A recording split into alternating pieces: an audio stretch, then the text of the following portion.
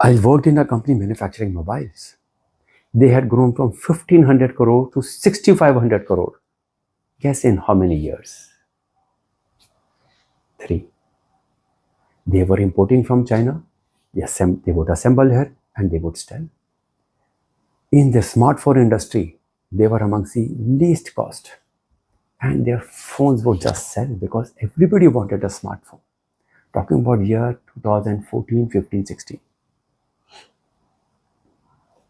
And when I started to work for them, they said that the market is growing so much, we do not know how to manage. And they felt that I need to work with them in their marketing side. I did work, but within 1 month or 2 months, we all realized marketing is doing their job. Operations was not able to cope. So then the business excellence department, they said we had closed this department. Can you create this business excellence department and head it? It's not a department like a box. It's that thinking.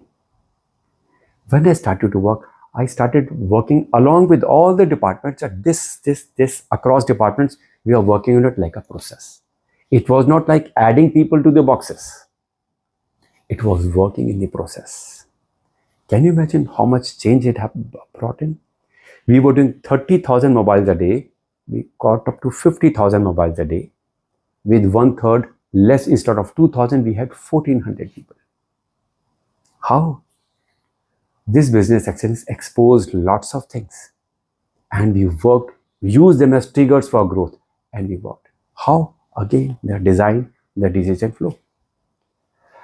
The assemblies were coming from China, along with the layout on how these would get manufactured.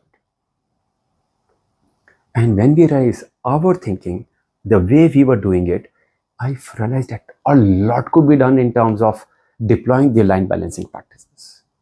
The challenge was what I had learned in auto components. We would take months sometimes to improve to certain levels. Here the challenge was within 2 days. Suppose 5 lakhs have to be made. Within 2 days the assembly would get over.